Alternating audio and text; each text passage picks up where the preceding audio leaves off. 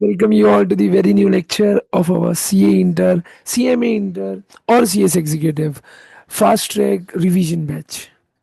ठीक है, हम लोगों ने अभी तक के 9 यूनिट्स कवर कर लिए हैं हमारे कंपनी से के। अभी हम लोग 10th वाले यूनिट पे है, that is audit. Right, audit and auditors. ठीक है, तो सर इसके बारे में हम लोग पढ़ेंगे। इसमें बहुत कुछ मुझे बताना है। आप स्टार्टिंग के 3 मिनट पहले अच्छी सुन लो, बिलीव मी आपको सब समझ में आ जाएगा। सर एक्चुअली ये बताओ ना, जैसे आप हर बार बताते हो बेयर एक्ट से कि हमारे यहाँ पे कितने सेक्शंस है इस चैप्टर में। तो दोस्त देखो, अगर मतलब सॉरी सेक्शंस कितने हैं इस चैप्टर में, तो ऑडिट एंड ऑडिटर्स जो टॉपिक है, इसमें हमको सेक्शन 139 से लेके 148 तक के सारे सेक्शंस पढ़ने हैं। ठीक है, तो ये सारे सेक्शंस हमारे लिए अच्छे खासे हैं, अच्छा खासा वेटेज भी रखते हैं एग्जाम में, मतलब ये चैप्टर का। ठीक है, और मजेदार चैप्टर है, मजा आता है पढ़ने में और पढ़ाने में भी। ठीक है, तो चलो लेट्स स्टार्ट इट, है ना। हम लोग सर एक चीज बताओ ना, आप जैसे कुछ कुछ सेक्शंस को याद करा देते हो, ट्रिक बताते हो, तो क्या इन सेक्शंस को याद कराने की कोई ट्रिक बताओगे क्या? Yes, for very sure. तो गाइस इसके लिए ना मैंने एक बहुत ही प्यारी सी वीडियो बनाई है। If you guys are there in the Instagram, so you guys can watch it out there. I think मैं स्क्रीन पे दिखाता हूँ तुमको, स्क्रीन पे दिख रहा है कि मैंने पूरे सेक्शंस की एक जबरदस्त वीडियो बनाई है, one of the best video around. मैंने अभी अभी आज ही चेक किया, 123 के मतलब 1,23,000 व्यूज है इसके ऊपर। तो it is one of the best video. ठीक है, many peoples have share this, many peoples have commented. ठीक है, तो आपको भी ये वीडियो देखनी चाहिए। मैं इसका लिंक दे दूंगा आप लोगों को, है ना। या तो आप यहाँ पे, ये देखो ये मेरा आईडी है, अब मेरे को पता नहीं इसमें कैसे यहाँ पे जाएगा, मैं आपको दूंगा, आप बिंदास यहाँ पे जाओ, जाके इसको चेकआउट करो। ठीक है, you will find it very well. इसके अलावा भी बहुत कुछ प्यारी प्यारी सी चीजें मैं यहाँ पे शेयर करता हूँ, तो you guys can connect with us on the social media also, not that but at least ये वाला वीडियो तो देख सकते हो। कोशिश करूंगा मैं इसको यूट्यूब में भी डाल दूँ, तो आप यूट्यूब से भी देख सको। ठीक है, तो शॉर्ट्स बना के मैं इसको वहां पे डाल दूंगा। One of the best video है, पूरे 10 के 10, 139 से लेके 148 तक सारे सेक्शंस मैंने याद कराए एकदम जबरदस्त मैनर में। ठीक है, तो चलो let's back on the topic. अभी हमको ये पूरे सेक्शंस करने हैं। सर एक्चुअली क्या 139 में ना ऑडिटर का अपॉइंटमेंट है, कि ऑडिटर कौन होगा क्या है वो तो हमको पता है। अच्छा सर एक चीज बताओ ना, ऑडिटर कौन हो सकता है? देखो, केवल और केवल अगर मैं यहाँ पे स्टेट ऑडिटर की बात करूँ, स्टेचुटरी ऑडिटर जिसको बोलते हैं, स्टेचुटरी या स्टेचुटरी, मैनी पीपल से दिस। ठीक है, तो स्टेट ऑडिटर अगर मैं बोलूँ, तो केवल और केवल सीए, केवल और केवल CA in practice, individual proprietor या उसकी फर्म ही क्या बन सकती है ऑडिटर, इस चैप्टर के लिए जो हम लोग यहाँ पे पढ़ने वाले हैं। देखो तीनों का अपना अपना रोल है, सीए, सीएस और सीएमए। ठीक है, तीनों का अपना अपना रोल है। सीएस कौन सा ऑडिट करता है? Sectoral audit. ठीक है, तो ये कौन सा ऑडिट करता है? CMA cost audit. तो सबका अपना अपना, सीएमए का ऑडिट, कॉस्ट ऑडिट यहाँ पे 148। ठीक है, बाकी अच्छा इसमें से कुछ कुछ जो कॉमन सेक्शन है ना वो सब में लगते हैं, C S C S CMA के तौर पे समझो। कुछ कुछ सेक्शन है वो सब में लगते हैं। सर सारे सेक्शन पढ़ेंगे? सब पढ़ेंगे। सर कहाँ से पढ़ेंगे? सर ये प्यारे से चार्ट बोल लो या फास्ट ट्रैक नोट्स बोल लो। सर फास्ट ट्रैक मतलब उसमें कुछ कुछ कम ज्यादा होगा कि नहीं यार? देखो सारी चीजें ना, मॉड्यूल और जो रूल्स बनाए गए, मतलब मॉड्यूल का सारा कंटेंट कवर करने की कोशिश है इसमें, इसके अलावा भी कुछ एक्स्ट्रा हो सकता है। तो और उसको कलरफुल बनाए तुम्हारे लिए, so that you guys can get it quite very well. ठीक है, तो होप सो ये तुमको समझ में आएगा, मजा आएगा। पढ़ते हैं, चल चालू कर दे। सर एक चीज बताओ ना, आप बोल रहे थे कि ऑडिटर कौन बनेगा, तो यार देखो एक चीज तो फिक्स है कि ऑडिटर केवल सीए इन प्रैक्टिस जो है, ठीक है, या तो वो इंडिविजुअल प्रोवाइडर या उसका जो फर्म होगा, ठीक है, फर्म ऑफ ऑडिटर्स, वही क्या बन सकती है, किसी कंपनी की ऑडिटर के तौर पे अपॉइंट हो सकती है। तो सर हम लोग इस चैप्टर में पढ़ने के आगे वाले कि उसका अपॉइंटमेंट कैसे होगा। ठीक है, अपॉइंटमेंट के बाद रिमूवल कैसे होगा, रेजिग्नेशन दे सकता है क्या, इसके अलावा कौन बन सकता है कौन नहीं बन सकता है, इसके अलावा रेमुनरेशन के बारे में, इसके अलावा सर उसकी पावर और ड्यूटी के बारे में कुछ पढ़ेंगे। इसके अलावा सर कि वो कुछ काम नहीं कर सकता है वो पढ़ेंगे। इसके अलावा वो ऑडिट रिपोर्ट साइन करेगा वो पढ़ेंगे। इसके अलावा वो जनरल मीटिंग में आएगा वो पढ़ेंगे। इसके अलावा अगर 3-5 करेगा तो पनिशमेंट पाएगा वो पढ़ेंगे। सर आप ये सब तो ऐसा लग रहा है कुछ कहानी के तौर पे बोलो। यस, दैट इज वाई मैंने बोला ये जो कहानी के तौर पे बोल रहा हूँ, ये जो तुमको यहाँ पे वीडियो दिखेगा इसमें मैंने एक नंबर तरीके से स्टोरी के फॉर्म में जस्ट 30-40 सेकंड में पूरा कवर करा दिया है। इन टिप्स में होगा वो, तुम्हारे टिप्स में। ठीक है, चलो तो बैक ऑन द टॉपिक, ये सब कुछ हम पढ़ेंगे। और किससे पढ़ेंगे? इससे पढ़ेंगे। तो सर चालू करते हैं, चलो let's start, let's kick it of. And अभी हम लोग क्या पढ़ने वाले हैं, सर? ऑडिटर कौन बन सकता है, कौन सेलेक्ट करता है ऑडिटर को? अभी मैंने ये तो बता दिया भाई, सी इन प्रैक्टिस या तो उसकी फर्म या वो खुद प्रोप्राइटर के फर्म में वो बन सकता है। बिंदास सर, कोई दिक्कत नहीं है। सर तो बेसिक उसके आगे की बात बताओ ना। देखो आगे की बात करने से पहले हम लोग चालू करते हैं, चालू करते हैं, चालू करते हैं। हाँ, ऑडिटर का सिलेक्शन कैसे होता है? देखो, ऑडिटर की सिलेक्शन के प्रोसेस में अगर मैं आपको बताऊं, देखो सबसे पहले ना दो टाइप से दो चीजें समझो। एक चीज तो होता है सर, एक होती है गवर्नमेंट कंपनी, ठीक है, और एक होती है, एक सेकंड रुकना, हाँ, मेरे को इसको पैड को सही करने दो, हाँ। ओके, एक होती है गवर्नमेंट कंपनी, एक होती है नॉन गवर्नमेंट कंपनी। ठीक है सर, समझ में तो आ गया सर। पब्लिक प्राइवेट वो भी इसी में कंसिडर करो, गवर्नमेंट और नॉन गवर्नमेंट के तौर पे हमको बाइफरकेट करना है। गवर्नमेंट कंपनी है तो वहां पे फर्स्ट ऑडिटर आएगा, गवर्नमेंट कंपनी तो वहाँ सब्सिक्वेंट ऑडिटर आएगा। नॉन गवर्नमेंट कंपनी तो वहां पे भी फर्स्ट ऑडिटर आएगा, नॉन गवर्नमेंट कंपनी तो वहां पे भी सब्सिक्वेंट ऑडिटर आएगा। फर्स्ट ऑडिटर क्या होता है, जैसे मेरा इस साल फर्स्ट फाइनेंशियल ईयर है, फर्स्ट ईयर है, मैंने अभी अभी बना हूँ कंपनी के तौर पे, समझ में आ रहा है? एग्जाम्पल, हम लोगों ने अभी अभी एक कंपनी बनाई है एलवी प्राइवेट लिमिटेड, एग्जाम्पल के तौर पे, ठीक है। तो ये अभी अभी फर्स्ट वाला है तो उसके लिए फर्स्ट ऑडिटर आएगा, गवर्नमेंट या नॉन गवर्नमेंट जो भी कंपनी है वो। इसके अलावा अगर एक बार फर्स्ट ऑडिटर आ गया, उसके बाद जब जब भी जो जो भी ऑडिटर आएगा उसको क्या बोलेंगे, सब्सिक्वेंट ऑडिटर्स। तो ये टर्म्स याद रखना, ठीक है। तो अभी सर मेरे को एक चीज बताओ, आप कैसे सेलेक्ट करते हो कि कौन ऑडिटर होगा? ये तो फिक्स है कि भाई फॉर वेरी श्योर ही और she shall be a qualified chartered accountant या form of members having qualified, मतलब जो क्वालिफाइड चार्टर्ड अकाउंटेंट्स है जिनके पास सीओपी है, they can sign audit and audit reports, ठीक है। तो ये तो फिक्स है। तो सर इसका मैनर बताओ। देखो सबसे पहले क्या होता है, बोर्ड ऑफ डायरेक्टर, बेसिक समझना कि जो कंपनी के बोर्ड ऑफ डायरेक्टर होते हैं, ठीक है, ये या इनके जगह ऑडिट कमेटी, अगर आपकी कंपनी में क्या एप्लीकेबल है ऑडिट कमेटी का कॉन्सेप्ट, तो sir audit committee board of director की ही एक कुछ डायरेक्टर्स मिलके फॉर्म क्या करते हैं, ऑडिट कमेटी, मतलब उसका पार्ट होते हैं। And they are specialist. देखो क्या होता है, अगर आप स्पेशलिस्ट लोगों को रखो जिनको स्पेशल नॉलेज है, तो वो सही आदमी को सेलेक्ट करेंगे, सही प्रोसेस होगा एंड आप फिर अच्छे से आगे जाते हो। तो या तो बोर्ड ऑफ डायरेक्टर या ऑडिट कमेटी, उसके बारे में कुछ है। तो सर सबसे पहले बताओ कि प्रोसीजर क्या है। देखो क्या होता है, आप सिलेक्शन कैसे करते हो ऑडिटर का ये समझो। तो रूल 3 इसके लिए क्या बोलते हैं, qualification experience of the individuals of the firms जिसको आप क्या बनाना चाह रहे हो एज एन ऑडिटर आपके यहाँ पे, ठीक है। तो उसके लिए क्या करना पड़ेगा सर, तो लिखा जब आप कंसिडर कर रहे हो ना अपॉइंटमेंट, तो या तो बोर्ड ऑफ डायरेक्टर, अगर आपकी कंपनी में कौन नहीं है, ऑडिट कमेटी या ऑडिट कमेटी। मेरी बात समझो, अगर मेरी बड़ी कंपनी है, सर कौन सी कंपनी को ऑडिट कमेटी रखना मैंडेटरी है, तो आ जाओ इधर। ये अगर तुमको होप्स तो दिख रहा होगा, तो यहाँ पे ना उसकी लिस्ट बताएगी कि इन कंपनी को मैंडेटरी रखना है, जैसे कि listed companies, listed public companies, ऐसी अनलिस्टेड पब्लिक कंपनी जिनका कैपिटल 10 करोड़ से ज्यादा है, टर्नओवर 100 करोड़ से ज्यादा है, लोन डिवेंचर डिपॉजिट्स बोरिंग मतलब अल्टीमेटली 50 करोड़ से ज्यादा है। तो अगर ये 10, 100, 50 और लिस्टेड कंपनी, अगर आप ये तीनों में चारों में से कोई भी क्राइटेरिया थ्रेशोल्ड छू लेते हो, ठीक है, तो आपको क्या करना पड़ेगा, ऑडिट कमेटी मैंडेटरी अपॉइंट करना पड़ेगा, ठीक है।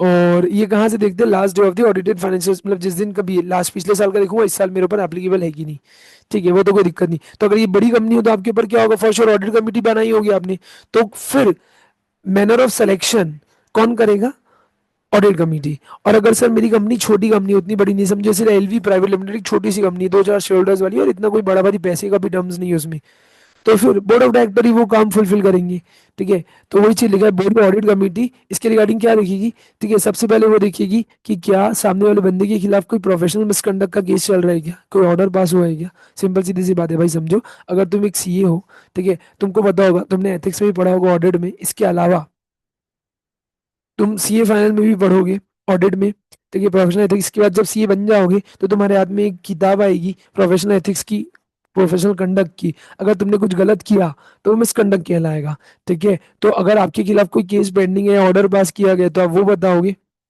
ठीक है। दोनों चीज बोर्ड ऑफ डायरेक्टर और ऑडिट कमेटी कंसिडर करेगी, ऑफकोर्स यार किसी अच्छे आदमी को रखेगी ना, एक तो ये देखेगी। इसके अलावा उनको जो इन्फॉर्मेशन लग रही है आपके अपॉइंटमेंट के लिए और, तो वो एक्सेप्ट और एक्स्ट्रा इन्फॉर्मेशन मांगेगी। अच्छा समझो, अगर इन केस कंपनी को क्या नहीं कंसिडर करना है ऑडिट कमेटी, तो बोर्ड ही क्या करेगा, ये सब चीजें कंसिडर करेगा और फिर किसी एक इंडिविजुअल या फर्म का नाम रिकमेंड करेगा, ठीक है भाई।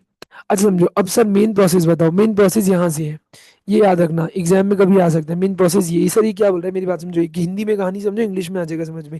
क्या होता है समझो, जैसे कि अगर आज मेरी कंपनी में ऑडिट कमेटी बनाना मैंडेटरी है, तो मेरी कमेटी की कंपनी की जो ऑडिट कमेटी होगी वो किसी एक बंदे का नाम रिकमेंड करेगी, समझो मिस्टर ए, उनको लगा mister A is qualified person जिसको हम लोग अपना ऑडिटर बना सकते हैं। अच्छा सर अप्रूवल कहाँ होता है, वो तो देखो एजीएम में होता है, ठीक है।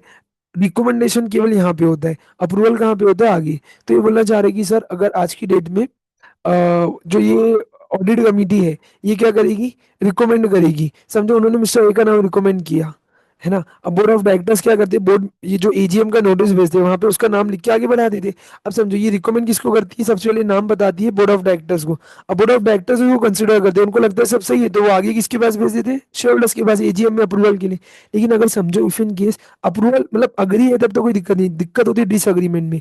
अगर बोर्ड ऑफ डायरेक्टर क्या करे, डिसएग्री है उसके नाम के साथ, तो board of director audit committee को वापस बोलेंगे, ऑडिट कमेटी तो स्पेशली ये बनाई गई है ऑडिट का देखने के लिए, हमको ये बंदा सही नहीं लग रहा है, या ये बंदा बंदी या फर्म जो भी है सही नहीं लग रहा है, तू किसी और को अपॉइंट कर या किसी और को रिकमेंड कर। तो फिर ऑडिट कमेटी देखेगी। अब दो बात होगी, अगर ऑडिट कमेटी को लगता है कि हाँ यार बोर्ड ऑफ डायरेक्टर सही बोल रहे हैं, हम लोग किसी और को रिकमेंड करते, तो किसी और को रिकमेंड करेगी। या अगर ऑडिट कमेटी को लगता है नहीं यार हम लोग तो ऑडिट कमेटी है, एग्जाम्पल के तौर पर समझना, हम लोग तो ऑडिट कमेटी है, हम लोग का जो रिकमेंडेशन है वो फाइनल, हमको लगता है कि मिस्टर ए ही सही आदमी है हमारे लिए अपॉइंटमेंट होने के लिए, तो वो अपने जो कंसिडर करना था उन्होंने उसी का नाम वापस अगर भेज दिया, अब बोर्ड ऑफ डायरेक्टर के पास फिर वही नाम है, तो अब हो सकता है बोर्ड ऑफ डायरेक्टर अब अग्री कर दे, अग्री करती है तो कोई दिक्कत ही नहीं, अगर नहीं करे तो क्या होगा सर। देखो अगर बोर्ड अग्री कर देता रिकमेंडेशन तब तो कोई दिक्कत ही नहीं, वो आगे किसको देता है, एजीएम में मेंबर्स को। लेकिन अगर वो वाला सेकंड वाला केस है, बोर्ड डिसअग्री किया, ठीक है, तो वो वापस किसको नाम बोलते हैं, ऑडिट कमेटी को, कि ऑडिट कमेटी जाना वापस से चेक करके दी।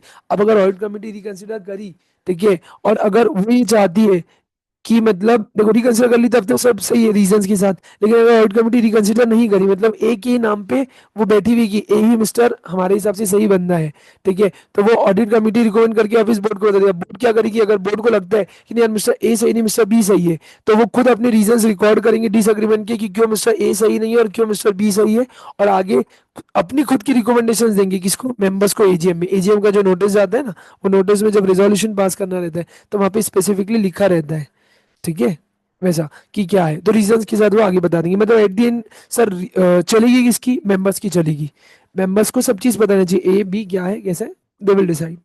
ठीक है, समझ में आ गया ये बेसिक। ठीक है, तो सर ये तो समझ में आ गया, ऑडिट कमेटी भी समझ में आ गया। ठीक है, ये वाला मैं बताऊंगा, एक सेकंड रुकना, हाँ, ये थोड़ी देर में मैं बताऊंगा, इधर आ जाओ। अभी बता सर, जिसको आप अपॉइंट करने वाले हो उसके लिए सेक्शन क्या लगता है, 139। 139 क्या बताता है, अपॉइंटमेंट ऑफ ऑडिटर। तो अपॉइंटमेंट ऑफ ऑडिटर के लिए उसके सारे सेक्शंस के सब सेक्शंस भी हम पढ़ने वाले एकदम अच्छे से। आ जाओ, क्या बोल रहे हैं sir, written consent certificate from such auditor and notice to the registrar, ये क्या बोल रहे हैं सर, समझो। अगर आज के डेट में हम लोग मिस्टर ए को अपॉइंट कर रहे हैं एज अवर ऑडिटर, तो मिस्टर ए से हम लोग क्या लेंगे बिफोर अपॉइंटमेंट, उनकी रिटर्न कंसेंट, की भाई आप अपनी मन और इच्छा से आ रहे हो, समझ में, आपको कोई फोर्स नहीं कर रहा, आप रिटर्न कंसेंट दो। और क्या क्या बताओ, एक सर्टिफिकेट दो हमको, उसमें क्या बताओगे, तीन चीज, इसके ऊपर क्वेश्चन बना है, अगर क्वेश्चन आएगा तो हो सकता है कई सारे लोग इसको छोड़ देते हैं, वाई आई डोंट नो, तो अपने को छोड़ना नहीं, अपने को पूरा पढ़ना है। तो क्या बोलते हैं सर, जो इंडिविजुअल या फर्म है, ठीक है, जो इंडिविजुअल या फर्म है एलिजिबल है एंड इज नॉट डिस्क्वालीफाइड, ये बताएगा। समझो अगर मिस्टर ए आज क्या बोलेंगे कि या तो मैं या मेरी जो फर्म है वो एलिजिबल और डिस्क्वालीफाइड नहीं है, और जो प्रपोज अपॉइंटमेंट है वो एज पर दी टर्म्स और विद इन द लिमिट जो बताएगी एक्ट में उसमें है। इसके अलावा अगर कोई भी प्रोसीडिंग्स ऑडिटर के अगेंस्ट चल रही होगी रिगार्डिंग कोई भी प्रोफेशनल मैटर्स ऑफ मिसकंडक्ट या समथिंग, तो आपको बताना है। सर ये कौन सा लिमिट है, टर्म्स और लिमिट्स, सर जैसे मैं बताया 20 कंपनी ऑडिट लिमिट या ऐसे ऐसे, तो वो आपको क्लियर कट बताने कि भाई अभी मेरा क्राइटेरिया फुलफिल नहीं हुआ है, थ्रेशोल्ड फुलफिल नहीं हुआ है। एक्चुअली क्या होता है, एक ऑडिटर, एक सीए, बड़ी कंपनी का सीए, उसकी जो फर्म्स है, ठीक है, मतलब पर सीए के हिसाब से मैं बोल रहा हूँ, फर्म में या एक नॉर्मल इंडिविजुअल सीए, वो 20 कंपनी ऑडिट कर सकता है, बड़ी कंपनी का। छोटी कंपनी तो हम उसमें गिनते भी नहीं, कई को एक्सक्लूड कर देते, वो आएगा तब मैं आगे बताऊंगा। समझ में आ रहा है क्या। इसके अलावा इसका नोटिस किसको दे देते हैं, एडीटी वन में अपॉइंटमेंट का रजिस्ट्रार को, कितने दिन के अंदर, 15 दिन के अंदर। समझो जैसे कि मेरी आज एजीएम हुई, तो जिस दिन एजीएम हुई वहीं पे अपॉइंटमेंट होता है जनरली ऑडिटर का, तो वहां से 15 दिन के अंदर आपको क्या फाइल कर देना है, एडीटी वन, किसको, रजिस्ट्रार को। नेक्स्ट है टर्म्स ऑफ द ऑडिटर। अब ऑडिटर के टर्म टर्म ऑफ ऑडिटर, ये क्या लिखा है सर, ये क्या है, तो सर ऑडिटर कितने टाइम के लिए आएगा, तो पहले ये समझो, अगर आप लिस्टेड कंपनी हो या ऐसी कंपनीज ना, इनको छोड़ के, इनको तो इंक्लूड नहीं किया, मैं बता ना, इनको बाहर कर देगा, which are unlisted public company जिनका कैपिटल इतना है 10 करोड़ से ज्यादा है, प्राइवेट कंपनी जिनका कैपिटल 50 करोड़ से ज्यादा है, ठीक है, ये सारी कंपनीज, कोई भी कंपनीज जिनकी बोरोइंग 50 करोड़ से ज्यादा है, इंक्लूडिंग फाइनेंशियल इंस्टीट्यूशन से, बैंक से, या कहीं कोई डिपॉजिट से, तो वो 50 करोड़ से ज्यादा है। तो अगर आपने कोई भी तीनों चारों में से कोई भी कंडीशन फुलफिल कर ली, ठीक है, तो आपके ऊपर ये लग गया, तो शेल नॉट अपॉइंट और रीअपॉइंट। तो ऐसी कंपनीज किसी एक बंदे को एज एन इंडिविजुअल अगर आप देखोगे तो कंटिन्यूअस एक टर्म दोगे 5 साल का मैक्स, और अगर ऑडिट फर्म है तो उसको दो टर्म दोगे 5-5 साल की कंजिक्यूटिव कंटिन्यूअस। जैसे अगर समझो मिस्टर एलवी, अगर आज मैं बोलूँ कि मैं अगर खुद के प्रोप्राइटरशिप के तौर पे अपॉइंट होने वाला हो इंडिविजुअल के तौर पे, तो मेरे को एक टर्म मिलेगा कितना, मैक्सिमम 5 कंटिन्यूस कंजिक्यूटिव ईयर्स का। आया क्या? बढ़िया। नेक्स्ट सर, कूलिंग पीरियड क्या होता है? कूलिंग पीरियड होता है सर, जैसे समझो एग्जांपल के तौर पे, अगर मैं एक फर्म था या मैं एक इंडिविजुअल था, मैंने 5 साल तक समझो एलवी लिमिटेड का ऑडिट किया, ठीक है, अब सर 6वें साल फिर कर सकता हूँ? नहीं, उस चीज को बोलते हैं कूलिंग पीरियड। भाई आपको ना क्या होता है, आपका इंडिपेंडेंस हो जाएगा। इंडिपेंडेंस के बारे में अगर तुमको और जानना है ना, तो आपको ऑडिट की क्लास में कोई ऑडिट का लेक्चर देखना आप, ठीक है, वहां पे समझ जाओगे कि इंडिपेंडेंस का कितना बड़ा क्राइटेरिया है। वैसे तो अपन लोग यहाँ पे भी देखते हैं क्वालिफिकेशन डिस्क्वालिफिकेशन में कि आपको इंडिपेंडेंट रहना है। देखो अगर ऑडिटर इंडिपेंडेंट नहीं होगा ना, तो इंडिपेंडेंट एडवाइस ओपिनियन नहीं देगा, ओपिनियन नहीं देगा तो फिर उसका कोई वर्थ ही नहीं रहेगा। That is why it is very important. तो बोला सर कूलिंग पीरियड के बारे में क्या बोल रहा है, बोले इंडिविजुअल या ऑडिटर या उसकी ऑडिट फर्म, ठीक है, अगर उसने अपना टेन्योर कंप्लीट कर लिया 1 साल का या दो, मतलब एक टेन्योर या दो टेन्योर, जो भी है ना उसका, 1 साल इंडिविजुअल के लिए, 5 साल का एक टेन्योर, और इसके लिए 5 5 साल के दो टेन्योर, ठीक है, जो भी है ना, तो वापस से एलिजिबल नहीं है रिअपॉइंटमेंट के लिए, कितने, अगले 5 साल के लिए। भाई आपको मतलब 5 साल का एक गैप रखना पड़ेगा, नहीं तो आपका भाईचारा ऑन टॉप हो जाएगा। समझ में आ गया? ऐसा। फिर कैसे, restriction on the other audit firms having common partners. Of course समझो ये क्या बोल रहा है, अगर एक या एक से ज्यादा कॉमन पार्टनर्स है, समझो जो इनकमिंग और ऑडिट फर्म है जिसका एक का टेन्योर खत्म हो गया और दूसरी ऑडिट फर्म आ रही है, उसमें भी अगर एक कॉमन पार्टनर है, समझो एग्जांपल के तौर पे एक ए फर्म है एक बी फर्म है, और दोनों के बीच में ना एक मिस्टर एलवी है, जो ए में भी और बी में भी, ए अपना टेन्योर खत्म कर दिया, अब बी आ रही है इस कंपनी को ऑडिट करने के लिए, तो एलवी अगर इधर पे भी कॉमन है, तो बोले क्या, एन ऑडिट फर्म जिसमें एक से ज्यादा कॉमन पार्टनर जिसका टेन्योर खत्म हो चुका है, ए का टेन्योर खत्म हो गया लेकिन उसमें एलवी क्या है, पार्टनर, और बी में भी पार्टनर है, तो अब बी भी क्या हो जाएगी, डिस्क्वालीफाइड अगले 5 साल के लिए। समझ में आया क्या? बहुत ही बढ़िया। तो हम लोगों ने दो बार तो इसके बढ़िया 139 3 4, मेरे को ऐसा लगता है देखो इतना डेप्थ में तुमको कोई नहीं बताएगा रिवीजन या फास्ट ट्रैक में, ठीक है, मैं एक एक सबसेक्शन क्लॉजेस को भी मतलब यहाँ पे बता रहा हूँ, तो कंटिन्यू करो, अच्छे से समझो। होप सो ये बहुत हेल्प करेगा, अगर कोई फर्स्ट टाइम भी पढ़ रहे हैं ना, तो it will be very helpful for them, ठीक है, ये आपने बहुत पास में पहले कवर किया है ना, तो believe me it is going to help you. बस कंटिन्यू करो, बहुत अच्छे नोट्स है, सब चीज़ें तुम्हारे सामने, आई थिंक स्क्रीन में सामने तुमको दिख रहा है इधर, ठीक है। चलो, तो 139 3 और 4 क्या बोलता है, रोटेशन ऑफ ऑडिटर, ये क्या बोल रहा है, मेंबर्स ऑफ द कंपनी में रिजल्ट टू प्रोवाइड। अब रोटेशन आपको करना है, ये रोटेशन ही था इससे पहले जो हम लोग पढ़े, ठीक है, अगर वो वाली क्राइटेरिया, अब ये वाला जो क्राइटेरिया, ये अगर आप फुलफिल कर रहे थे ये वाला, ठीक है, ये वाला अगर आप क्राइटेरिया फुलफिल कर रहे थे, तो आपको रोटेशन करना है, तो रोटेशन में लिखे आप और क्या अच्छा कर सकते हो, आप ये बोल सकते हो कि जो ऑडिट फर्म अपॉइंट की है, ठीक है, the auditing partner in this team shall be rotated at such intervals may be result and the audit shall be conducted by more than one auditor. दो, समझो, एक तो आप बोल सकते हो आप अपने ही आप में, जैसे समझो अगर हम लोग 5 साल के लिए आए हैं और हम लोग 5 पार्टनर्स हैं, तो एक एक साल एक एक बंदा करेगा, हर साल अलग अलग बंदा करेगा, इसमें भी रोटेशन कर सकते हो हम लोग। इसके अलावा, ठीक है, 1 साल का एक ऑडिट बोल रहे हैं ना, audit shall be conducted by more than one auditor, ये भी हम लोग रिजॉल्व कर सकते हैं कंपनी के मेंबर्स, तो हम लोग वैसा भी फॉलो कर सकते हैं। फिर कैसा मैनर रोटेशन, अगर आप रूल 6 के अकॉर्डिंग देखोगे, तो लिखा ऑडिट कमेटी जो है ना, वो रिकमेंड करेगी बोर्ड को, किसका नाम, इंडिविजुअल या फर्म का नाम, जो रिप्लेस करेगा किसको, इनकम्बेंट को, ठीक है, जैसे उसका टेन्योर खत्म होगा, एग्जाम्पल के तौर पे समझो मिस्टर ए का टेन्योर खत्म हो रहा था, और उसकी जगह मिस्टर बी आने वाले, तो इसका नाम रिकमेंड कौन करेगा, ऑडिट कमेटी, किसको, बोर्ड ऑफ डायरेक्टर को, जो ए को रिप्लेस करेगा, इनकम्बेंट मतलब जो जस्ट अभी मेरे से पहले ऑडिटर था, ठीक है। इन अदर केसेस बोर्ड अपने आप से कंसिडर करेगा ऐसा मैटर ऑफ रोटेशन, रिकमेंड करेगा अपॉइंटमेंट के लिए नेक्स्ट ऑडिटर का मेंबर्स को एजीएम में, ऑफ कोर्स। फिर क्या sir, for the purpose of rotation of auditors, auditors की रोटेशन के लिए क्या बात ही बताई गई है, देखो क्या लिखा है, अगर जो पीरियड है इंडिविजुअल या फर्म का, जिसने लिखा है ना ये कोई काम करनी एक्चुअली, इसको छोड़ दो अभी, ये मिल लिया। ये क्या बोल रहा है sir, incoming auditor shall not be eligible if it is associated with the outgoing auditor under the same network. अब समझो same network of audit firms होता है ना सर, सेम नेटवर्क क्या होता है, सेम नेटवर्क देखो जस्ट नीचे डिफाइन किया उन्होंने, उन्होंने क्या बोला है, सेम नेटवर्क का मतलब है ऐसी फर्म जो ऑपरेट कर रही है या तो अंदर सेम ब्रांड नेम या ट्रेड नेम या कॉमन कंट्रोल। समझो जैसे कि हमारा बहुत बड़ा नाम है एलवी, एलवी एक बहुत ही प्राइम नाम है, समझो ऑडिटिंग फर्म्स के नाम पे हमारी बहुत बड़ी असो, मतलब हमारे अंदर बहुत सारे सीएज है, बहुत सारी फर्म्स है जो हमारी पार्टनर्स है, ऐसा कुछ है।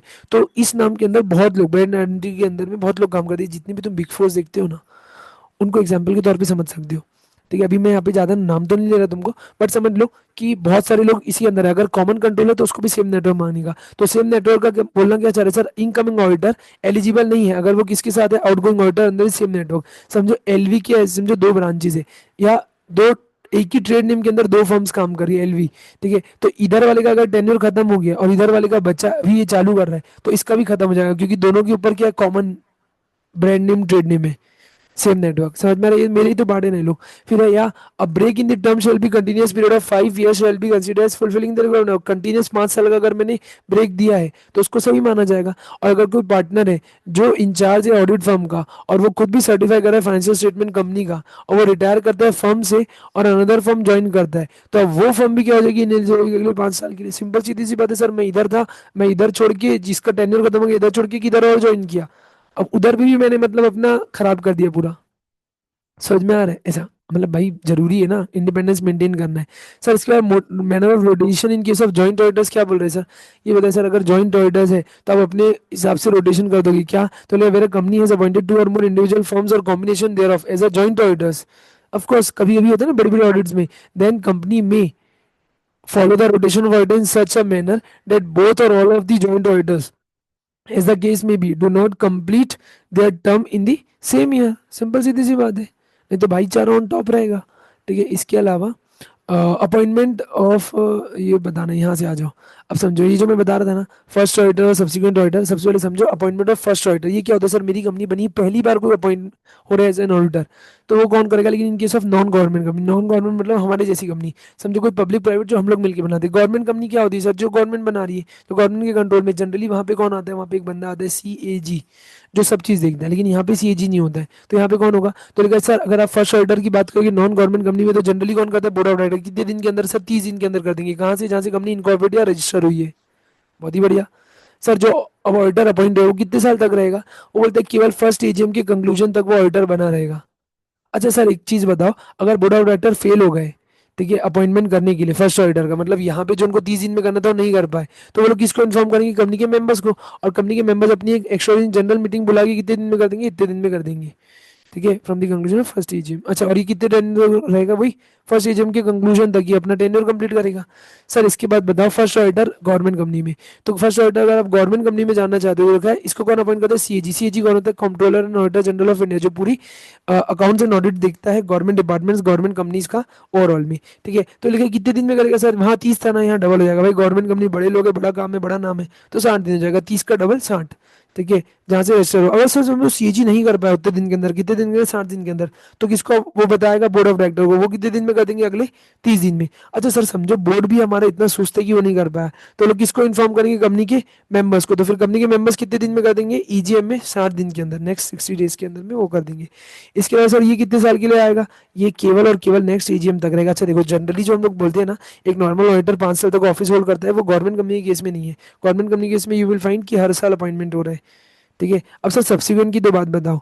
तो लिखा है सर सब्सिक्वेंट ऑडिटर अगर आप गवर्नमेंट कंपनी के केस में देखना चाहो तो कैसे होगा सर? अगर गवर्नमेंट कंपनी के केस में देखना चाहो तो लिखा है CAG जो है हर साल, ठीक है, in respect of a financial year appoint करेगा ऑडिटर को। कौन सी कंपनी? गवर्नमेंट कंपनी या कोई और कंपनी जिसको ओन या कंट्रोल डायरेक्टली इनडायरेक्टली कौन करे? सेंट्रल गवर्नमेंट, स्टेट गवर्नमेंट, या दोनों मिलके, जैसा भी है। तो जो अपॉइंटमेंट होगा कितने दिन में होगा सर? 180 दिन। कहाँ से? जहाँ से आपका फाइनेंशियल ईयर क्या हुआ है? चालू हुआ है, उसके 180 दिन। ये इंपॉर्टेंट याद रखना, जहाँ 30 दिन, 60 दिन, 90 दिन और 180 दिन आ रहे हैं वो सब याद रखना। इसके बाद सर ये कितने साल के लिए आएगा? ये केवल नेक्स्ट AGM तक आएगा, till the conclusion of the AGM। तो AGM तक की वो रहेगा, मतलब यहाँ पे हर साल अपॉइंटमेंट होता है। अच्छा चलो नेक्स्ट आते हैं सर। नेक्स्ट नेक्स्ट नेक्स्ट, ठीक है ठीक है ठीक है ठीक है ठीक है। अच्छा सर सब्सिक्वेंट ऑडिटर बताओ ना। तो लिखा है अपॉइंटमेंट ऑफ सब्सिक्वेंट ऑडिटर से उसका टेन्योर लिखा है, हर कंपनी फर्स्ट AGM में अपॉइंट करेगी किसी इंडिविजुअल या किसी फर्म को as an auditor of the company. अब समझो LV एंड एसोसिएट्स या LV एंड कंपनी, जैसे अगर हमारा जो भी फर्म है हम उसको अपॉइंट कर सकते हैं as a auditor in the first AGM। वो कितने साल के लिए आएगा? जनरली 5 साल के लिए। तो सर ये तो 6 लिखा है, अच्छे से पढ़ो क्या लिखा है? First the auditor shall hold office from the conclusion of first AGM। First AGM conclude होने से मेरा टेन्योर चालू होगा कब तक? 6th AGM तक। और ऐसे फिर हर 5-5 साल में आप रख सकते हो टेन्योर। समझ में आया क्या? होप सो आ गया होगा। चलो कैजुअल वैकेंसी पढ़ते हैं। सर कैजुअल वैकेंसी क्या है? तो पहले समझो क्या बोल रहा है। लिखा है कैजुअल वैकेंसी मतलब समझो ऐसी कोई वैकेंसी जो एकदम से हो गई कैजुअली। ठीक है, मतलब इतना समझ लो क्या होता है। देखो जब आपका टेन्योर और टर्म फिक्स हो, तो जिस दिन आपका टर्म या टेन्योर एक्सपायर हो रहा हो तो पहले से ही पता होता है ना 5 साल बाद कब होने वाला है। तो उसमें तो कोई दिक्कत नहीं है। अगर आप तब छोड़ के जा रहे हो तब वो कैजुअल वैकेंसी नहीं है। कैजुअल वैकेंसी कब है सर? जब नॉन गवर्नमेंट कंपनी है, बोर्ड में fill any casual vacancy in the office of the. अब देखो ये क्या बोलना चाह रहे हैं, ऐसा होता है ना, दो टाइप की चीजें चलती है, समझो, एक होती है गवर्नमेंट कंपनी, एक होती है नॉन गवर्नमेंट कंपनी। पहले गवर्नमेंट कंपनी पढ़ो। गवर्नमेंट कंपनी क्या बोल रहा है sir? In case of a company जिसके अकाउंट्स कौन ऑडिट करवाता है? सीएजी के थ्रू होता है ऑडिटर, जो अपॉइंट करते हैं ऑडिट करते हैं वो। तो अगर वहां कैजुअल वैकेंसी आ रही तो कौन फुलफिल करेगा? सीएजी करेगी। कितने दिन में करेगी? 30 दिन में। लेकिन अगर सीएजी नहीं कर पाती तो बोर्ड ऑफ डायरेक्टर करेंगे कितने दिन में? अगले 30 दिन में। यहाँ तक ये तो ईजी है सर। लेकिन अगर आप समझो कैजुअल वैकेंसी हो रही नॉन गवर्नमेंट कंपनी में, अगर नॉन गवर्नमेंट कंपनी में कैजुअल वैकेंसी हो रही है तो दो चीज के चक्कर में हो सकती है। या तो बंदा ना रेजिग्नेशन दिया होगा, समझ में आ रहा है? इज्जत से लिख दे थोड़ा सा, चलो। या तो बंदे ने क्या दिया होगा? Proper resignation. रेजिग्नेशन देके जा रहे हैं, एक केस ये हो सकता है। और दूसरा केस हो सकता है कोई और, जैसे कि समझो उसकी इफ इन केस डेथ हो गई, या इंसॉल्वेंट हो गया, या समथिंग ऐसा कुछ कर दिया जो अलाउड नहीं था, ठीक है? तब क्या होगा सर? तो लिखा है बोर्ड में fill any casual vacancy in the office of auditor कितने दिन के अंदर? 30 दिन के अंदर। तो generally board of director fulfil कर देंगे, फिल कर देंगे जो कैजुअल वैकेंसी अराइज हो रही है ऑफिस ऑफ द ऑडिटर, मतलब उसकी जो पोस्ट में जो कैजुअल वैकेंसी अराइज हो रही है वो कौन फुलफिल करेगा? Audit, board of director. कितने दिन में? 30 दिन में। लेकिन सर अगर जो कैजुअल वैकेंसी हो रही है रेजिग्नेशन के चक्कर में हो रही है, मतलब ये वाले केस में क्या, डेथ, पागल हो गया, मर गया, ये सब हो गया, तो यहाँ पे 30 दिन के अंदर कौन कर देगा? Board of director. सर एकदम इजी, ये तो कोई दिक्कत ही नहीं। लेकिन अगर रेजिग्नेशन है तो वहां पे इंपॉर्टेंट तो लिखा है, अगर रेजिग्नेशन के चक्कर में हो रहा है तो approved by the company at the general meeting convene with in 3 months at the recommendation of the board. तो बोर्ड ऑफ डायरेक्टर्स के रिकमेंडेशन से 3 महीने के अंदर में एक अलग से जनरल मीटिंग बुलाई जाएगी, एजीएम ईजीएम जो भी आ रही है वहां पे आपको अपॉइंट करना है। मतलब यहाँ पे 3 मंथ्स के अंदर होगा, 3 मंथ्स के अंदर, from the recommendation of board of directors. समझ में आया क्या? बहुत ही बढ़िया। फिर और ये कब तक रहेगा सर? जस्ट नेक्स्ट एजीएम तक ही रहेगा। फिर देखो पूरा पूरा अपॉइंटमेंट तो कौन करता है यार? एजीएम में मेंबर्स करते। अभी तो आप समझो कैजुअल वैकेंसी हुई, समझो, तो उस चक्कर में आप आए हो तो आपको ऐसा पूरा 2 साल 3 साल 5 साल का नहीं मिलेगा। आप जस्ट उस एजीएम तक रहो। एजीएम में अगर आपका सही लगा तो आप ही का अपॉइंटमेंट अगले 5 साल के लिए हो सकता है, किसी का भी हो सकता है ऐसा। होप तो समझ में आ गया होगा। नेक्स्ट है sir reappointment of retiring auditor. इसके बारे में क्या है तो समझते हैं हम लोग। रीअपॉइंटमेंट ऑफ रिटायरिंग ऑडिटर, एक सेकंड हुआ। ठीक है।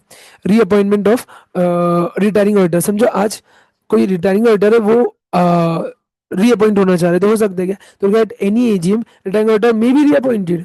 कब हो सकता है सर?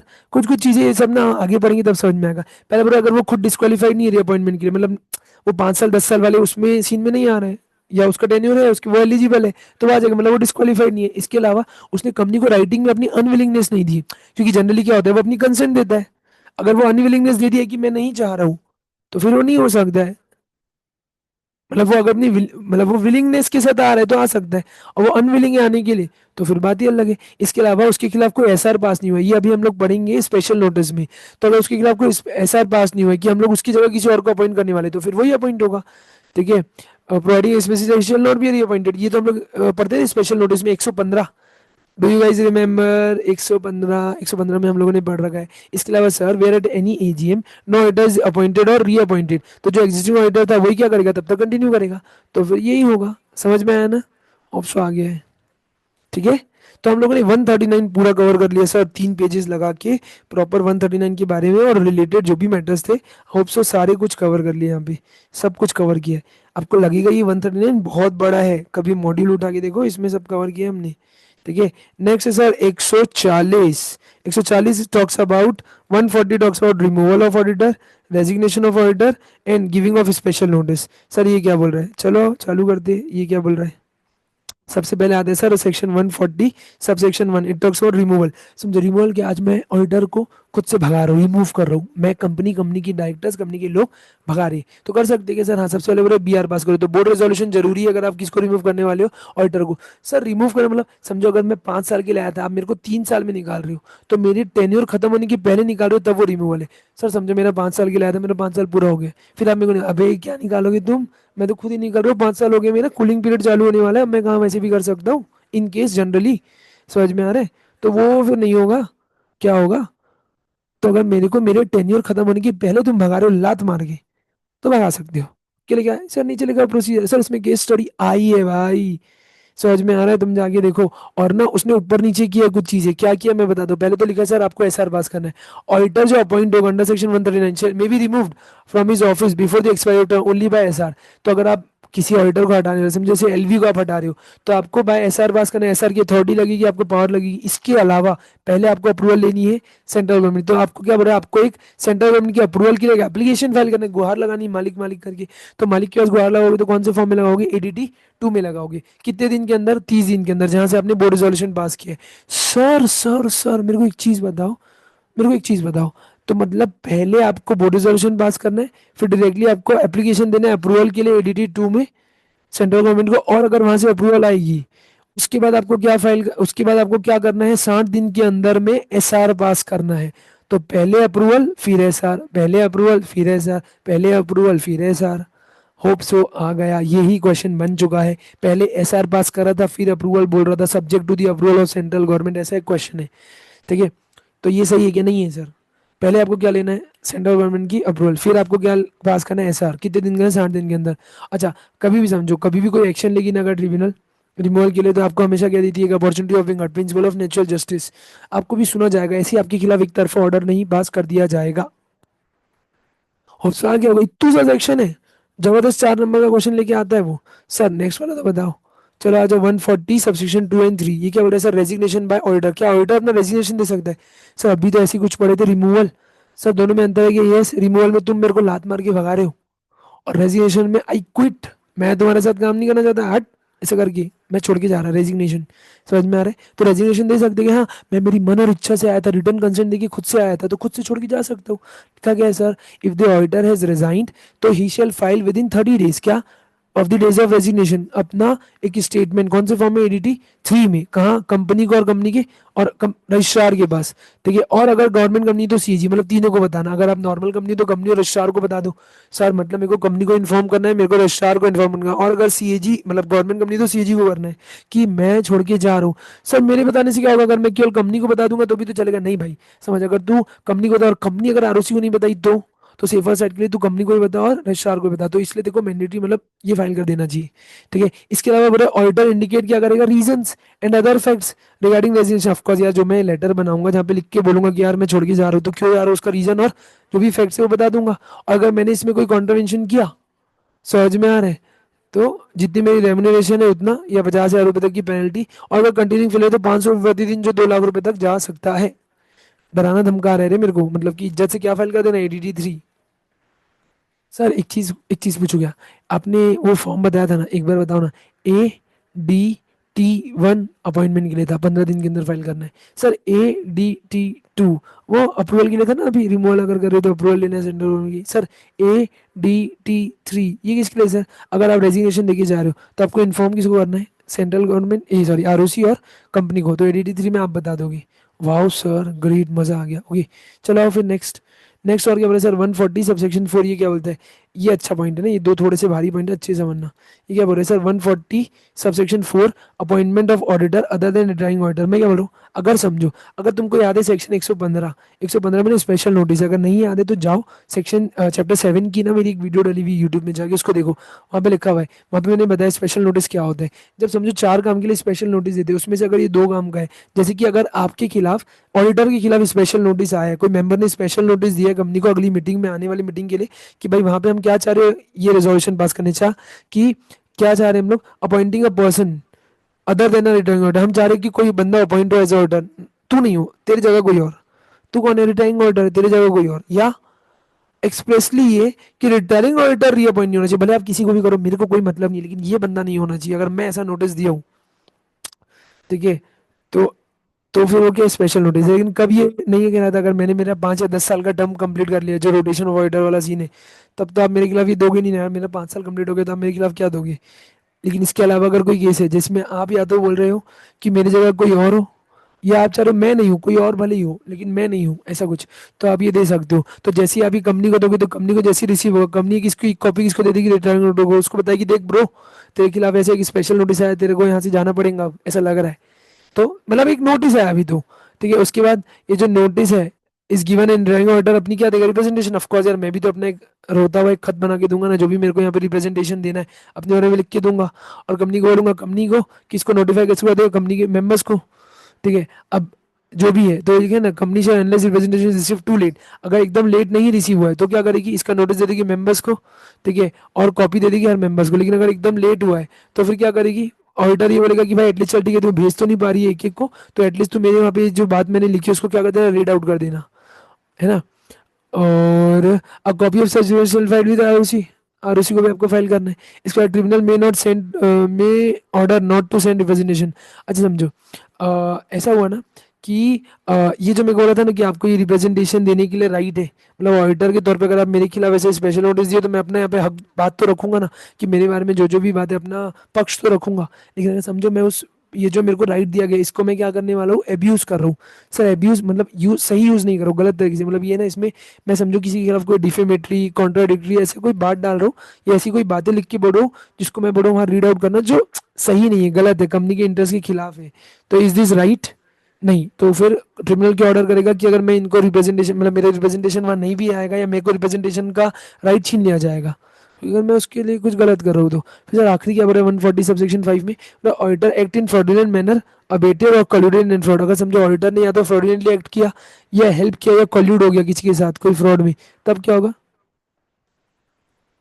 ट्रिब्यूनल चाहे तो ऑर्डर कर सकता है ऑर्डर को चेंज करना। अब सिंपल सी बात है, अगर समझो कोई ऑडिटर है, इसने फर्जी वाला किया, गलत किया है, तो ट्रिब्यूनल बैठ के देखते तो नहीं रहेगा। तो ऑडिटर क्या बोलेगा, चेंज करने के लिए auditor suo motu, suo motu मतलब सर खुद से, या अगर सेंट्रल गवर्नमेंट अगर कोई उसको एप्लीकेशन दी थी तो एनसीएलटी 9 फॉर्म में, या एप्लीकेशन बाय कोई और पर्सन कर सकता है सेटिस्फाइड है कि ऑडिटर ने क्या काम किया, फ्रॉडुलेंटली एक्ट किया है, या कोई फ्रॉड में खुद क्या हो गया, अबेट हो गया है, हेल्प किया है उनको, या कॉल्यूड हो गया उनके साथ, ठीक है, इन्वॉल्व हो गया है, ठीक है, इनके साथ। तो कंपनी को डायरेक्ट करेगी कि अपने ऑर्डर को सबसे पहले चेंज कर, हटा इसको, उसको हटा, ऐसे करके बोलेगी। इसके अलावा tribunal satisfy itself may itself change the order if application is made by central government, tribunal satisfied कि 15 दिन के अंदर में जहाँ से एप्लीकेशन आया वहां से ऑर्डर पास कर देगी। और फिर जो बंदे को हटाया गया, आप समझो जिसके खिलाफ ये ऑर्डर हुआ है, बेटा तेरी तो लग गई समझ, ठीक है। तो क्या बोल रहा है, he shall not function as an auditor and central government में appoint another auditor in his place, of course. और auditor against whom the final order is passed, ठीक है, अब वो अपॉइंट नहीं हो सकता as for any company. Very very very important point, इसके ऊपर क्वेश्चन आएगा, देखो तुमको मैं थोड़ा ऊपर करते हुए दिख रहा होगा, ठीक है, ये जो आखिरी पॉइंट है this is very important, question आएगा। तो लिखा है an auditor against whom the final order is pass, मतलब ये फाइनल ऑर्डर पास हुआ कि बेटा तूने फ्रॉडलेंट लेट किया, तूने फ्रॉड में इन्वॉल्व था, ए ऑडिटर, अब तू गया बेटा, तो तेरे खिलाफ क्या होगा, अब तू कहीं अपॉइंट नहीं हो सकता अगले 5 साल के लिए, और तू काय में फंसेगा 447 में, 447 में। आया क्या, होप्स आ गया होगा। तो हम लोगों ने बहुत ही प्यारा सा टॉपिक अभी कवर किया है। चलो अब नेक्स्ट टॉपिक में आते हैं सर। नेक्स्ट टॉपिक क्या है, एलिजिबिलिटी, क्वालिफिकेशन, डिस्क्वालिफिकेशन। देखो लॉ कितना प्यारा है, ये बोलते हैं सर क्वालिफिकेशन और डिस्क्वालिफिकेशन। तो देखो मेनली ना हमको डिस्क्वालिफिकेशन पढ़ना है, क्वेश्चन कहाँ आता है डिस्क्वालिफिकेशन में, क्वालिफिकेशन तो फालतू की है। वो क्या बोला सर, कौन बन सकता है, केवल और केवल एक सीए जो सीओपी रखता है, सर्टिफिकेट ऑफ प्रैक्टिस, ठीक है, या ऐसी फर्म जहाँ पे मेजोरिटी ऑफ पार्टनर्स क्या है, इंडिया में प्रैक्टिस कर रहे हैं एज अ क्वालिफाइड सीए, ठीक है, या उनकी एक फर्म, समझ में आ रहा है, ऐसा बॉडी कॉर्पोरेट वो भी क्या बन सकती है जहाँ पे, ठीक है, only the partners who are CA, वही लोग क्या होंगे, साइन करने के लिए एलिजिबल होंगे ना, तो यही लोग कर सकते हैं। अब समझो ऐसी कोई फर्म है जहाँ पे सीए सी सीए में तीनों है, एडवोकेट्स भी है, तो केवल साइन तो फर्म के बेhalf में वही लोग करेंगे जो सीए है। सिंपल सीधी सी बात है भाई। सर तो डिस्क्वालिफिकेशन बताओ ना।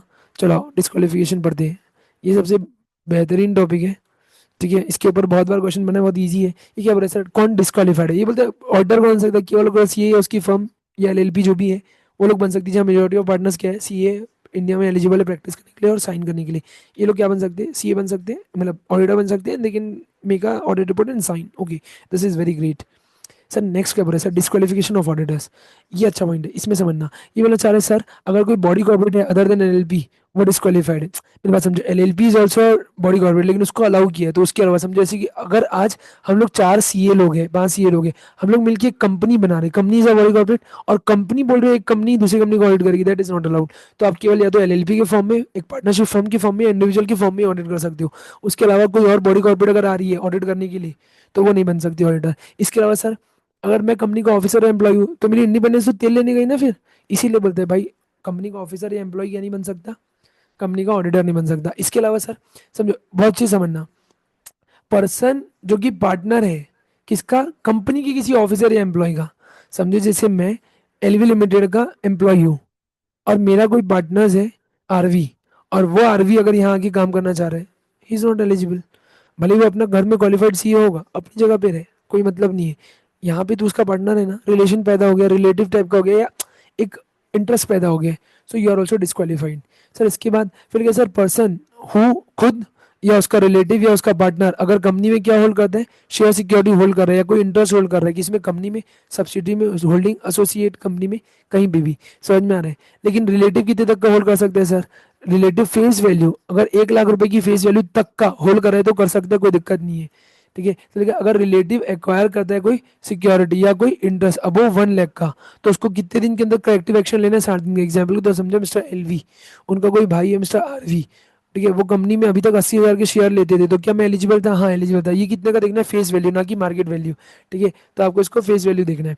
अच्छा सर लेकिन समझो ना, अगर ये 80,000 की जगह 1,10,000 हो गया, तो फिर मेरे को 60 दिन का करेक्टिव एक्शन लेना है। करेक्टिव एक्शन मतलब या तो मैं यहाँ का छोड़ दूँ काम, या मैं मेरे भाई को बोलूँ भाई अपना शेयर बेच, एटलीस्ट 1 लाख के अंदर ला। इसके अलावा सर ये क्या बोल रहे हैं, इंडेप्टेड अगर आप हो कितने अमाउंट से, 5 लाख के ऊपर में, कंपनी को या कोई और पर्सन को, समझ में आ रहे हैं? अगर आप इंडेप्टेड हो, उधारी लिया दिया गया है आपका, तो फिर बेटा अगर 5 लाख के ऊपर है तो आप बाहर हो गए, या आपने कोई गारंटी वगैरह दी है या कोई सिक्योरिटी प्रोवाइड करी है रिगार्डिंग किसी थर्ड पर्सन की इंडेप्टेडनेस के लिए। आपने स्पेसिफिक, आपने सामने से लोन लिया दिया नहीं है, लेकिन किसी और ने लोन ले दिया दिया, आपने उसके बदले गारंटी ली दी है, तो आप बाहर हो गए। कितने का सर? 1 लाख के ऊपर की अगर गारंटी ली दी है। ठीक है, ये लिखा है। अच्छा अब ये जो लिखा है ना, नोट के लिखे, holding of all the relatives together shall be checked against the threshold. अभी देखो आज तक कभी ऐसा क्वेश्चन नहीं है कि सारे अलग अलग रिलेटिव के ऊपर में, बट कभी आ जाए तो इसलिए नोट दिया हुआ है तुम्हारे को, तो तुमको ऐसा अग्रीगेट में चेक करना है। समझ में आ रहा है? ठीक है ना, holding of all relative together shall be checked against the threshold. Threshold मतलब जो लिमिट बताइए 1 लाख की। फिर सर ये क्या बोल रहा है, पर्सन और फर्म हु डायरेक्टली इनडायरेक्टली, क्या, अरे यार सिंपल चीज, ये भी अच्छा पॉइंट है ना, इसके ऊपर भी क्वेश्चन बन चुका है। फिर अगर आपका क्या है, फर्म कंपनी का ऑडिटर के साथ क्या है, अगर कोई बिजनेस रिलेशनशिप है तो कंपनी का ऑडिटर नहीं बन सकता। बिजनेस रिलेशनशिप क्या होता है सर, कोई भी ऐसा ट्रांजेक्शन जो आप कमर्शियल पर्पस के लिए एंटर कर रहे हो, लेकिन इन ट्रांजेक्शन को बिजनेस रिलेशनशिप नहीं मानेगा। मतलब समझो ऐसी कोई सर्विस दे रहे हो जो मैं मेरी प्रोफेशनल सर्विस के अंदर कवर्ड होती है, तो वो तो मैं दे सकता था ना एज एन वो, तो वो उसको आप मत कवर करना। ठीक है, इसके अलावा अगर मैं कोई ऑर्डिनरी कोर्स ऑफ बिजनेस में कोई ले रहा हूँ, लेकिन at the arms length price, ये इंपॉर्टेंट वर्ड है, आर्म्स लेंथ प्राइस में अगर मैं एक हाथ की दूरी बना के ले रहा हूँ, समझो, समझो जैसे कि ना मिस्टर एलवी अगर ता, ताज होटल में जाते हैं, ठीक है, अब ताज होटल वाला मिस्टर एलवी उनके ऑडिटर है, तो उनको जो 10,000 की चीज़ है वो 2,000 में दे रहे हैं। और वही अगर समझो मिस्टर कोई और है, मिस्टर मानव है, वो जाते हैं और उनको 10,000 की चीज़ 10,000 में ही दे रहे हैं, तो ये क्या बात हुई? ये आर्म्स लेंथ प्राइस नहीं हुआ, मेरे को 2,000 में दिया, उनको 10,000 में दिया, यानी कि 10,000 की चीज को मेरे को 2,000 कर दिया, मतलब मेरे को एडिशनल डिस्काउंट या जानबूझ के ज्यादा ही कुछ दे रहा है, तो वो ऑर्डिनरी कोर्स ऑफ बिजनेस नहीं हुआ। मतलब आप एक भाईचारा ज्यादा मेंटेन करो, वैसा भाईचारा मत क्रिएट करो भाई, वैसे में तो कहीं ना कहीं इंडिपेंडेंस लैक हो जाएगी। इसीलिए अगर ये है ऑर्डिनरी कोर्स ऑफ बिजनेस में आर्म्स लिंक प्राइस में ले रहा है, तो फिर उसको बिजनेस कमर्शियल ट्रांजेक्शन के लिए नहीं कवर करेगा, इसके अलावा बाकी चीजों को कवर करेगा। इसके अलावा अगर आप समझो क्या है, person whose relative is a director of the company, ऐसा कोई पर्सन वो भी डिस्क्वालीफाइड है to be appointed as auditor जिसका रिलेटिव यहाँ पे क्या है, डायरेक्टर है, या कंपनी में एम्प्लॉयमेंट में एज अ डायरेक्टर और केएमपी।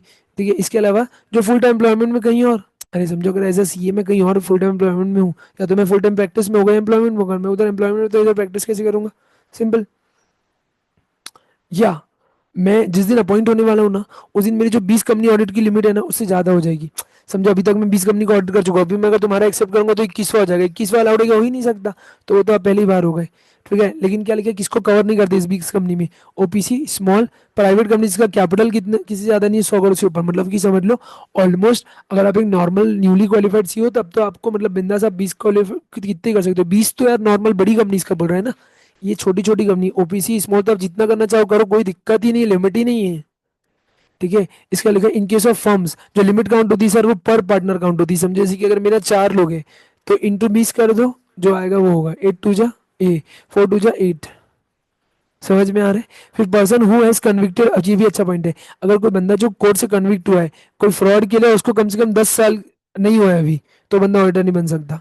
तो बस समझो अगर कोई है बंदा जिसको जेल हुई थी, मतलब कोर्ट से कन्विक्ट हुआ था फ्रॉड के लिए, और अभी उसको जहां से वो सजा हुई थी ना उससे 10 साल खत्म हुए, 10 साल नहीं हुए, जब जब जितनी भी उसको सजा हुई थी वो सजा खत्म होने के बाद, कन्विक्शन खत्म होने के बाद 10 साल नहीं हुए, तो वो फिर एलिजिबल नहीं है। इसके अलावा सर कोई 144 वाली सर्विस है सर, 144 में क्या ऐसी कोई सर्विस है जो ऑडिटर नहीं दे सकता, certain services not to be render. अच्छा इसके बारे में तो मैंने 1 नंबर चीज़ें बताई है। ठीक है, उसमें देखना ठीक है, मैं बताऊंगा आगे चल के जब आएगा ना, तब मैं इसका एक शॉर्ट फॉर्म बता दूंगा। इसके अलावा सर वही चीज़ लिखी 144 वाली सर्विस दोगे तो भी आप बाहर हो जाओगे। तो ये सब अगर मैं कर रहा हूँ तो मैं बाहर हो गया। सर क्या बात है, मज़ा ही आ गया सर। सर आखिरी पॉइंट क्या है, ये लिखा है vacation of an office of an auditor. Vacation मतलब खाली कर देना, छोड़ देना। अब मतलब समझो अगर मैं यहाँ को ऑडिटर था, मैं यहाँ छोड़ दिया हूँ, तो क्या होगा। अगर कोई बंदे को आपने अपॉइंट किया था एज एन ऑडिटर, लेकिन अब उसने क्या इंकर कर दिया, कोई डिस्क्वालिफिकेशन जो 141 सबसेक्शन 3 में बताई गई थी, तो हम उसको मान लेंगे कि वो उसका ऑफिस क्या हो गया, खाली हो गया है। मतलब अगर मैंने यहाँ से लेके यहाँ तक कि कोई भी एक चीज़ को छू लिया आफ्टर अपॉइंटमेंट, तो मान के चलेगा कि मैं छोड़ दिया यहाँ से, वैकेट हो गया, मेरा वेकेशन हो गया, मेरा खाली हो गया ऑफिस।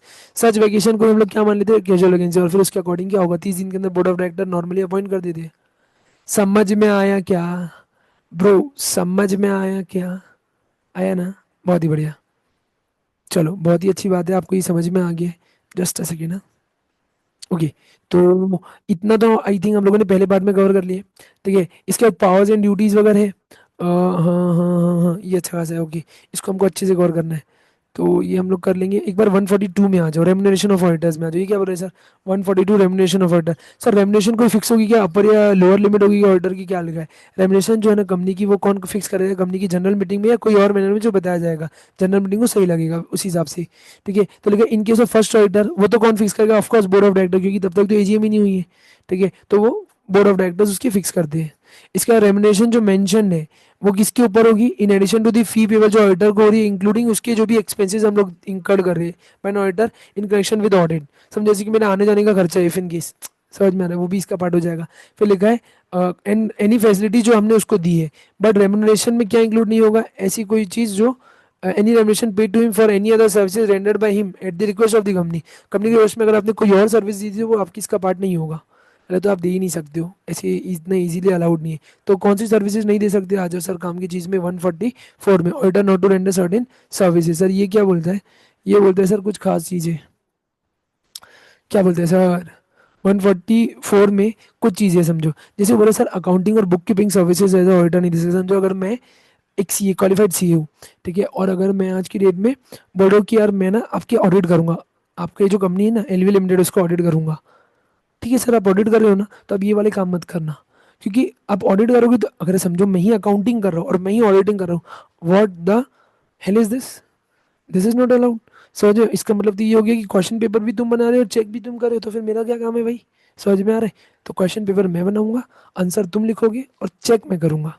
समझ रहे हो? मतलब फिर क्वेश्चन पेपर तुम बनाए, आंसर भी तुम लिखोगे और चेक भी तुम करोगे, तो मजा नहीं आएगा। लेकिन क्वेश्चन पेपर मैं बनाऊंगा, आंसर तुम लिखोगे, चेक मैं करूंगा, तो मजा आएगा। ठीक है। अच्छा अगर किसी को टेस्ट देना है, for very sure they can ping me on my number 8225937731। This is my number. ठीक है, बिंदास आप मेरे को इसमें पिंग करो, मैसेज करो, I will help you to get this. ठीक है, आपके लिए बहुत ही प्यारी सी टेस्ट सीरीज मैंने प्लान कर रखी है। सर प्राइस, अगर आप टाइमली मैसेज करोगे ना, एकदम टाइम से, जो ये वीडियो देख रहा है उसके लिए फ्री। ठीक है सर, फ्री मतलब जो फुल टेस्ट होते हैं ना, मेन तो वही होते हैं समझो, जो होते हैं ना मॉक टेस्ट 100 मार्क्स की, ज़बरदस्त पेपर बनाता हूँ मैं। ठीक है, तो वो आप लोगों के लिए किसी को बताना मत, एकदम फ्री, जो ये वाली वीडियो से आएगा। ठीक है, ये नंबर पे मैसेज करो, बिंदास। मैं फ्री मतलब सर आप क्या क्वेश्चन पेपर दे दोगे, नहीं रे भाई, क्वेश्चन पेपर के साथ आंसर दूंगा। सर आंसर दे दोगे मतलब, अरे चेक करके दूंगा ब्रो, पर्सनल इवेल्युएशन। ठीक है, चलो आओ। तो ये क्या बोलना चाह रहा है, अकाउंटिंग इन बुक कीपिंग अगर सर्विसेज दे रहा हूँ तो मैं बाहर हूँ। मतलब अगर मैं ये सर्विसेज दे रहा हूँ तो मैं ऑडिटर नहीं बन सकता, स्टेट ऑडिटर। इसके बाद मैं इन्वेस्टमेंट एडवाइजरी, इन्वेस्टमेंट बैंकिंग या इंटरनल ऑडिट सर्विसेज दे रहा हूँ तो मैं बाहर। इसके बाद एक्चुअल सर्विसेज दे रहा हूँ, रिस्क विस्क के बारे में और जो होती है वो सब सर्विसेज दे रहा हूँ। मैनेजमेंट सर्विसेज दे रहा हूँ, कोई आउटसोर्स फाइनेंशियल सर्विसेज दे रहा हूँ। ठीक है, design and implementation of financial system, financial information system को डिजाइन और इम्प्लीमेंट करवा के दे रहा हूँ, या कोई और सर्विसेज दे रहा हूँ। ये सारी सर्विसेज अगर मैं देता हूँ, इनमें से कोई भी एक सर्विसेज दे रहा हूँ, तो मैं क्या नहीं बन सकता, ऑडिटर नहीं बन सकता, डायरेक्टली और इनडायरेक्टली। फिर लिखा इंडिविजुअल का देख रहे हो तो himself, relative, other connected persons. ठीक है, जिनका क्या है सिग्निफिकेंट इन्फ्लुएंस है, फर्म के तौर पे भी देखोगे तो ये लोग। ठीक है, तो इनको क्या कर दिया गया बाहर। सर इसका शॉर्ट फॉर्म बता रहे थे आप, समझो मैंने मेरे टाइम से एक चीज़ याद कर रखी है, तुम भी अपने टाइम पे से एक चीज़ याद कर सकते हो, इसको शॉर्ट फॉर्म बनाओ। ठीक है, जैसे अगर आप यहाँ देखोगे ना, तो एक है अकाउंटिंग सर्विसेज, एक है एक्चुअल सर्विसेज, तो आप इसका शॉर्ट क्या निकाल सकते हो। ठीक है, A2, मेरे को मेरे टाइम से याद है जब मैंने पढ़ा था पहली बार से। ठीक है, A2। इसके बाद क्या था सर, इसके बाद था O2। O2 में क्या था सर, समझो O2 कहाँ से ले लोगे। सर एक ही है ना, आउटसोर्स फाइनेंशियल सर्विसेज और अदर सर्विसेज। समझ में आ रहा है। तो ये O2 हो गया। इसके बाद सर A2O2 I3, आई का 3 है क्या, क्यूब, आई फॉर ये, आई फॉर ये, आई फॉर ये, 3 आई। सर एक बार दिखाओ ना, दिख रहा नहीं है, देखो ये वाले कलर से देखो, आई फॉर एक आई, 2 आई, 3 आई, तो I3। और FM में क्या होगा सर, FM का मतलब होता है, ठीक है, कहाँ गया, हाँ, फाइनेंशियल इंफॉर्मेशन सिस्टम से F बनाया मैंने, और M से मैनेजमेंट सर्विसेज, ठीक है। तो FM A2O2 I3 FM, जो मेरे बच्चे हैं उनको याद होगा यार, क्योंकि देखो मेरे को मेरे टाइम से ये याद है, तो तुम भी याद कर सकते हो, ठीक है। अच्छी चीज़ है, अच्छी चीज़ है, तो उसको याद करना चाहिए, ठीक है, ऑलवेज। चलो, तो ये याद कर लेना, पूरा पूरा आ जाएगा। 4 नंबर का अगर क्वेश्चन आए तो फॉर वेरी श्योर आपको ये पूरा पूरा बना के आना है, A to Z, मतलब 5 में 4, 5 में 5 और 4 में 4 आना चाहिए। इतना बेहतरीन क्वेश्चन आता है इसके ऊपर। सर ऑडिटर साइन करता है ऑडिट रिपोर्ट, यस, ऑडिटर क्या करता है, ऑडिट रिपोर्ट साइन करके देता है, उसकी ड्यूटी है। तो जो भी पर्सन को अपॉइंट किया जाए ऑडिटर, अरे भाई सिंपल सी बात है भाई, वो क्या ऑडिट करके चेक करके चले जाएगा कि रिपोर्ट बना के देगा ना। ऑफकोर्स इसके बारे में और पढ़ना है तो सर ऑडिट में आओ, मेरा ऑडिट के भी लेक्चर्स है, वहाँ पे देखो, मैं तुमको रिवीजन लेक्चर दे दूंगा ऑडिट के, ठीक है। वहाँ पे मैंने एक से एक चीज़ें बताई है। तो बोले कैसा, ऑडिटर ऑडिट रिपोर्ट को साइन करेगा, सर्टिफाई करेगा, ठीक है, कोई भी जैसे भी बताएंगे 141 क्यों क्योंकि वही सब चीज़ें लिखी है, एक्ट करेगा, साइन करेगा। फिर अगर वो कोई क्वालिफिकेशन ऑब्जर्वेशन या कोई कमेंट दे रहा है, ठीक है, जो उसको लग रहा है अगर कंपनी के एडवांस फंक्शनिंग में, तो वो दे देगा। और रिक्वेस्ट करेगा ऑडिटर की रिपोर्ट क्या होगी, कंपनी के जनरल मीटिंग में, AGM या EGM जो भी है, जनरल मीटिंग जनरली वहाँ पे रीड आउट करी जाएगी, और मेंबर्स के लिए इंस्पेक्शन के लिए ऊपर रहेगी।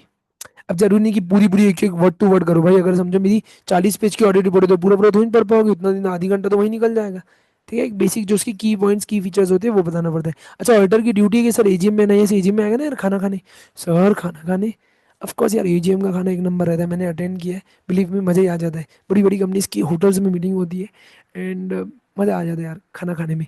सर खाना खाने जाते हैं कि हम लोग, नहीं, अरे बोलने के लिए होता है, सर आपने ऐसा कुछ बोला है कि ये देखो ये वाला जो है ना, ये जो वीडियो तुमको सामने दिख रहा है, इधर प्यारे से सर दिख रहे हैं, तो इधर में मैंने एक से एक चीज़ बताई है, go and check it out, ठीक है। चलो, नेक्स्ट है sir, auditors to attend meeting. तो लिखा ऑल दी नोटिस ऑफ या कोई और कम्युनिकेशन रिगार्डिंग यानी जनरल मीटिंग, वो फॉरवर्ड किया जाएगा किसको, ऑडिटर को, ऑफ कोर्स। और ऑडिटर अनलेस एग्जेम्प्टेड, मतलब जब तक उसको अलग से कंपनी एग्जाम नहीं करती, वो खुद या अपने एजेंट के तहत क्या करेगा, मीटिंग में आएगा। मतलब इसके ऊपर अगर एक क्वेश्चन बनता है तो प्लीज प्लीज प्लीज प्लीज याद रखना, ऑडिटर की ड्यूटी है इसको आके क्या करना है, अटेंड करना है EGM। तो जब तक एग्जाम नहीं करती कंपनी, ठीक है, तब तक मेरी ड्यूटी की मेरे को आना है, या तो मैं खुद आऊँ या कोई और बंदा जो खुद क्या है, qualified to be an auditor है, वो मेरे भी आप में एज अ मेरा रिप्रेजेंटेटिव आके अटेंड करेगा। ऑडिटर के पास क्या राइट है, right to be heard, right to be heard at such meeting on any part of the business, जो कि उसको लग रहा है, अब उसको लग रहा है कि यार यहाँ पे मेरी बात सुनी जानी चाहिए, मेरे को यहाँ से अपना पक्ष रखना है, तो वो रख सकता है। समझ में आया क्या? अच्छा समझो।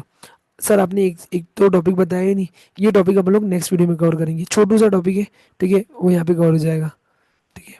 चलो, ये 143 हमको बचा है, और फिर आखिरी का तो नेक्स्ट वीडियो में हम लोग ये कवर कर लेंगे। तब तक के लिए आप लोग ये वीडियो अच्छे से देखो, जो लोग लाइव नहीं देख रहे हैं, ठीक है। चलो, बाय।